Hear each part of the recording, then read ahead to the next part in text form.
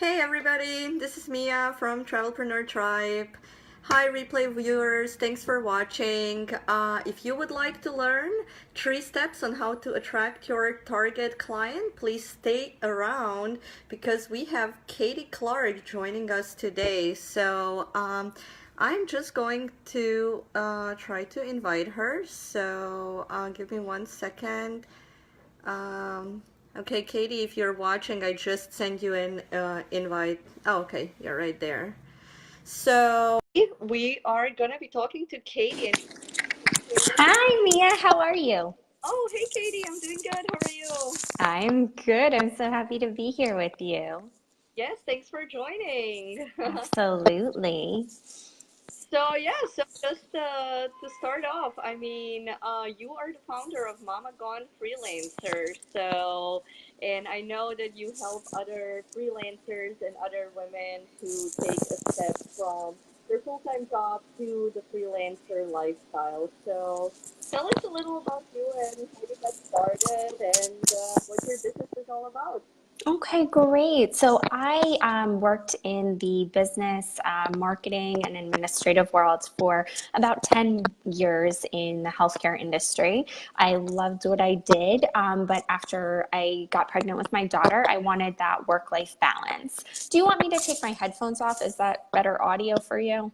I can hear you well, Okay. so or, Just checking. yeah. So after the birth of my daughter, I wanted that work-life balance. So I switched fields a little bit and I actually started teaching as an adjunct professor. And I started teaching healthcare administration and marketing. But the hours were still really long away from my daughter. The pay was a huge pay cut from what I was used to. And overall, I just really wasn't happy. And then in addition, I wound up getting diagnosed with an autoimmune disease. And so my health was just really declining. And we just had so much going on as a family.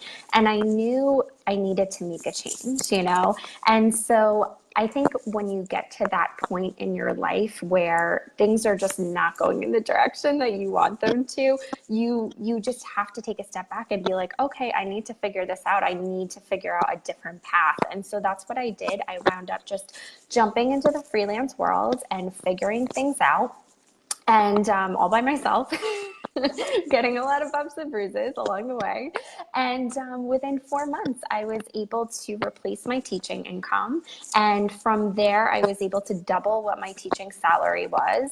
And I've been freelancing ever since. But then once I got into the freelancing world, I saw so many other women trying to get into the field, trying to make strides in that and have that work-life balance, but they didn't, number one, know how to take the steps to do that. And number two, I found that there was a really big cost disparity for them, where there are online courses, there are resources, but they're very expensive, and it's just not feasible for them to take part in that. And so that's why I created Mama's Gone Freelance, so that there is a membership that they can take part in and get the information that they need at a low cost option and start the life that they want. All right, how exciting. So how long have you had your business? How long have you been doing this? I've been freelancing since 2017, and Mama's Gone Freelance has been live and active since 2018. All right, nice. So I see we actually have Amit who just joined our live. So Hi, hey, Reed. Amit. So we are just about to get started with some of the tips that Katie is going to share with us, and those are the 3 things on how to attract your target clients. So Yes. are you ready to share your secrets with us? I am ready. So I have a couple of notes pulled up. So if I'm just looking the other way, that's just why. So if you do want a downloadable freebie just to kind of go along with this training and webinar, just type a comment below, and Mia and I can get that to you. It's just a great way for you to take notes afterwards and jot everything down rather than trying to remember everything. And it's a nice little takeaway. So So there are three parts in order to really identify and attract your ideal client and audience. And so the first one is identifying your why. And so it sounds really silly, but people that are going to work with you want to know, why are you doing what you're doing? Is it because you have a degree, a bachelor's degree, a master's degree? You went into, a training program. Is this why you're doing it? Is it for personal reasons? Was there something that happened in your life that was kind of a turning point? They want to know where you were, what made this decision happen for you, and why are you here now? And so if you can get that into just a couple of sentences, and don't worry about really like narrowing it down, but just jot the overall gist down, and it will make more sense when we get to the third part of this training. So the next step is identifying your client's needs. So they're not just going to want to work with you just because you have a fancy degree or just because you have, 20 years of experience. They're going to want to work with you because they feel that you truly understand what their pain points are, and they feel that you get them and that you're actually going to take them from those pain points into what their goals are. And if they feel that way, that's when they're going to make the decision to work with you. And so I always make the analogy, a lot of times people come to me and say, well, I provide administrative services, or I provide bookkeeping, or I provide, this large general service. Why do I have to have a niche? And so I always say to them, yes, it is going to be similar if you work in the healthcare industry or if you're doing administrative services in the real estate field. But you're going to look like you're all over the place if you're saying, yeah, I can work with anybody.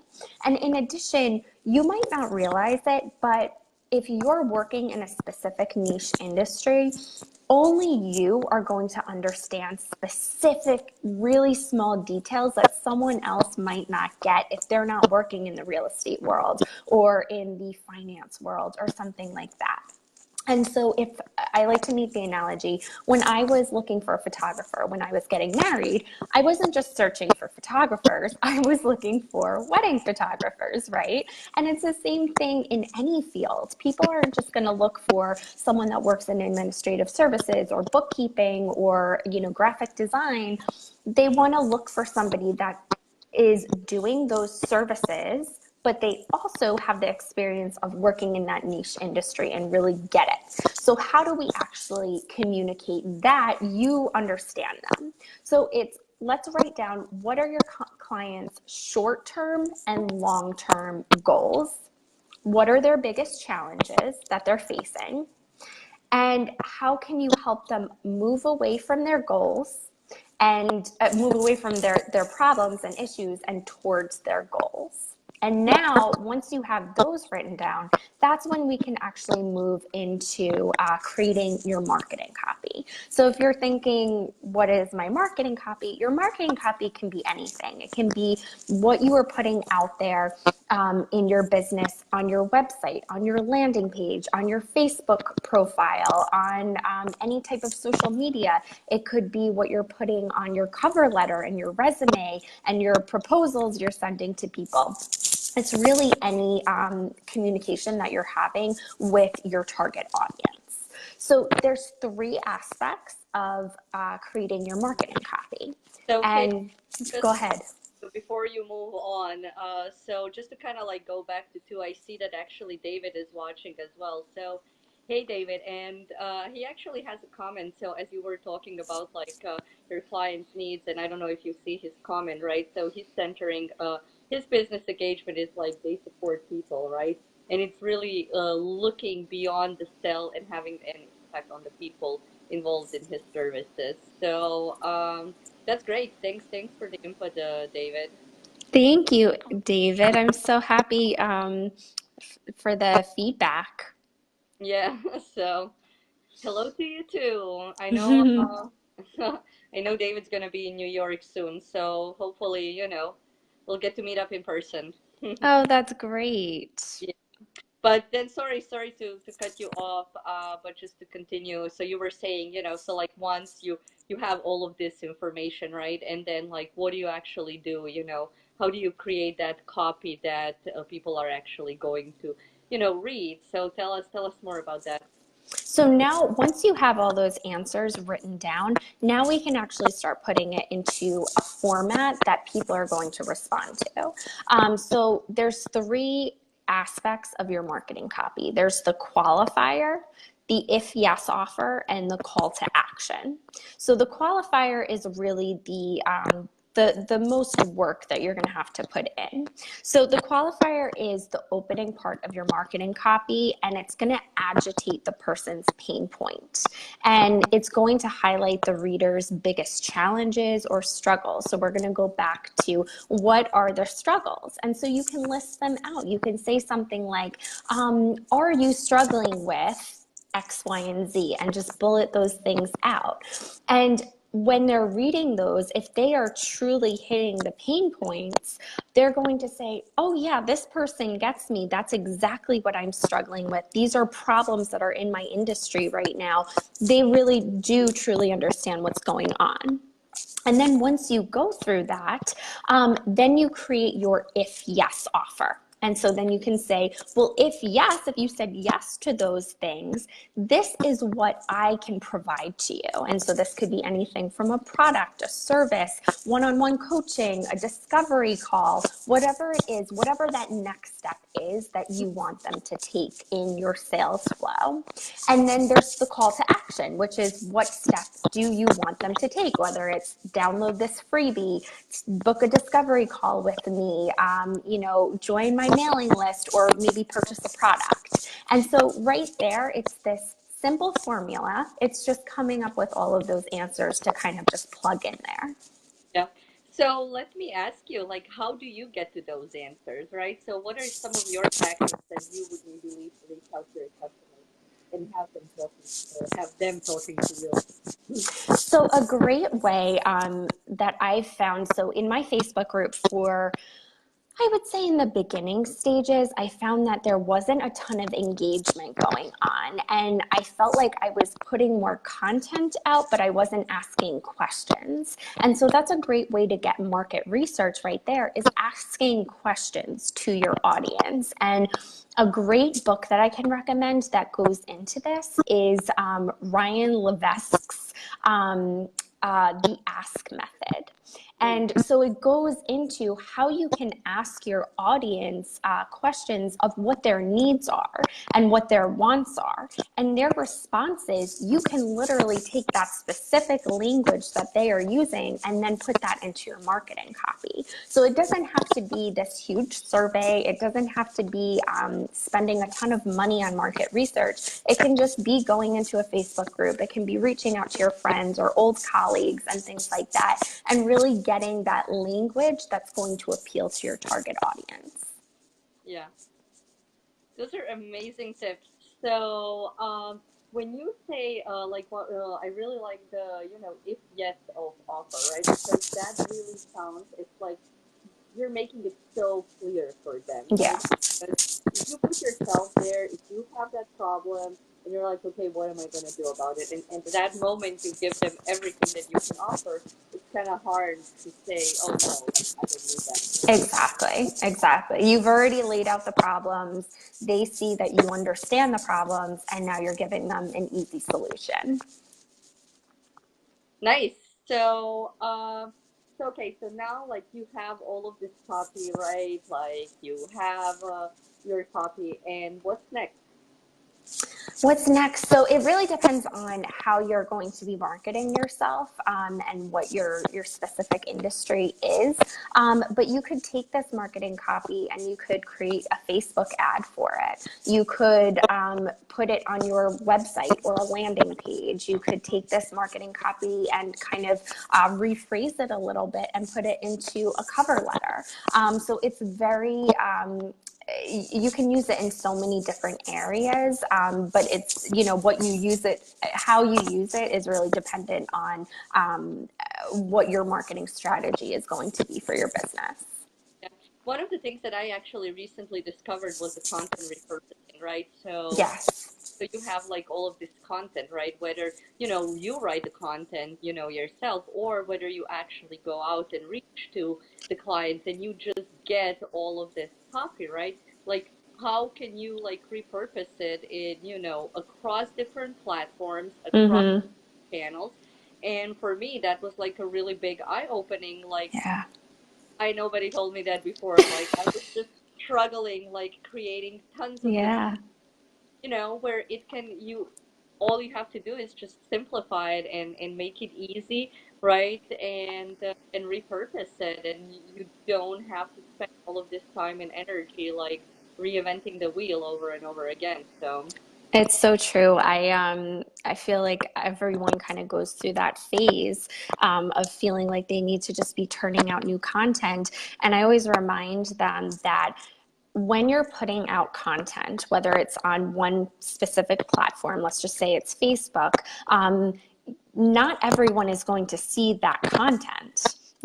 So if you are emailing that out and you're putting that into a blog post, not everyone is going to open your email, not everyone's going to be reading your blog post. So it's okay to use the same thing across multiple different channels in different ways.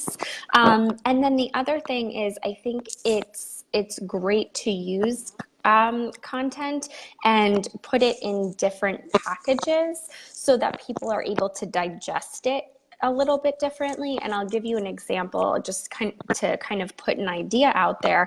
I was struggling with this, and one of my clients was struggling with this as well, of just putting out new content. And both of us actually, something I implemented was at the end of every month, we would go in and find what questions their audience had for them, and I would have her do a live stream answering all of those questions. And I do the same thing in my book, in my group.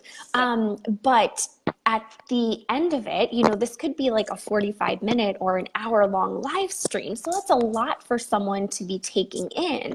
But then if you take that live stream and break it up into all of the different questions, I mean, you have a good month to a month and a half of content that you can be recycling out, because probably so many people didn't watch that 45-minute long live stream. So, you can do things like that. You just kind of have to take a step back and figure out, how you can repurpose things.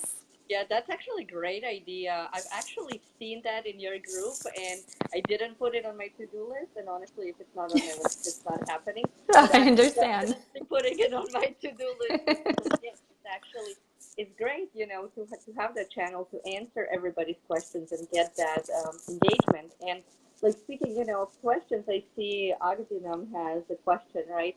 Is this a marketing strategy also helpful to grow small scale industry, like especially where a standard sample size is hard to sketch out in a diverse market? Absolutely. Because remember, if you're tapping into that really small area with those qualifying statements, you're going to be able to really tap into them. And let's say if you're trying to reach them, I don't know specifically what kind of target population you're talking about, but if you take that and then really identify how you can target them in Facebook ads, and you're using those qualifying statements, that's going to speak right to them and a great way to get to them. Yeah, that's great. Yeah, you can definitely use this across all of the industries. People, it doesn't matter, right? Across different industries, people have problems, right? So Exactly. basically, reach out to them regardless, no matter where they are. So, anything else, Katie, that we're missing that I haven't asked? Something that you really need to point out when it comes to marketing and finding your ideal client? I think just taking the time to do the back end work of really sitting and strategizing, defining who your audience is, and really digging deep into what those pain points are, and don't just go on the surface of, well, they don't have time and things like that. Really try and get under the surface, so that you are really speaking to them and you're agitating those pain points. It might be pain points that they don't even want to admit that they have. And when they read it, they're going to say, oh, yeah, that is me. I am disorganized and all over the place, but I kind of don't want to admit it. Yeah, yeah.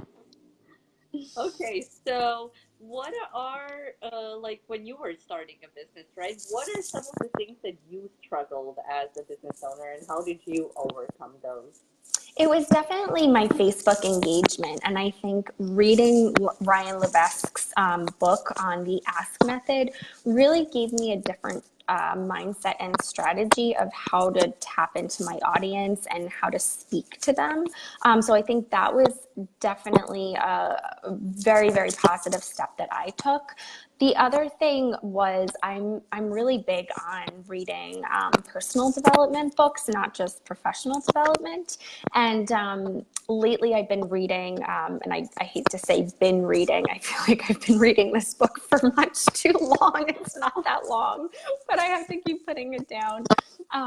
It's Brene Brown's Braving the Wilderness. And it's a fantastic book, and it has nothing to do with business, really. But I think a lot of the points that it takes away, and that I've been able to kind of implement into my own business and marketing, is that people are always struggling with fear. It's fear of the next step that they're going to take, fear that they're going to invest in something it's not going to be worth it, fear about, believing in themselves. And I think if you start targeting at helping to move your target audience past that fear, no matter what industry or niche you're in, you're able to really speak and connect with them more. And that's really been helpful for me. Yeah, and definitely, in my opinion, I feel the first step is for you to get overcome your fear. Mm-hmm. Actually, like tell others, because we all have our limiting beliefs, whether it's in one area or another, and I actually have a lot of friends, that are not starting their businesses just because of that fear. So Absolutely. Yeah, yeah, that's why I didn't start my tell business earlier. yeah. Okay, well, you did recommend the Ask book, right? So Yes. I will definitely do into that. I actually haven't read it, and me myself, I mean, I enjoy reading books, and I'm always looking for new things. But honestly, I just wish I had more time to just kind of like sit Right? Just down, learn. read a Just book. learn and absorb. So yeah, well, maybe soon. So Yes. One day. yeah. So, Katie, tell us, where can folks reach out to you? I do know that you have a freebie that you want to share with everybody, so you can post that on the Facebook. But where can people reach you, and to find out more about you or your services? Sure. So I have a Facebook group, a private Facebook group that you can find me in. It's called Mama's Gone Freelance Group. It is for women specifically, but I also do have a training, a free training that you can access, and it's called the 3 Essential Steps to Become a Freelancer. So if that's something you're struggling with and you're trying to become a freelancer and not really sure how to get started, in that free training, I'll kind of take you through the basic core steps that I took in order to become a freelancer. And then, of course, please feel free to message me anytime with questions. Sounds good. Thank you so much, Katie. It was so nice having you. Thanks everybody for watching, and we'll see each other. I believe it is next Saturday. I have my next live, which is at 2 p.m. on Saturday with Jonas.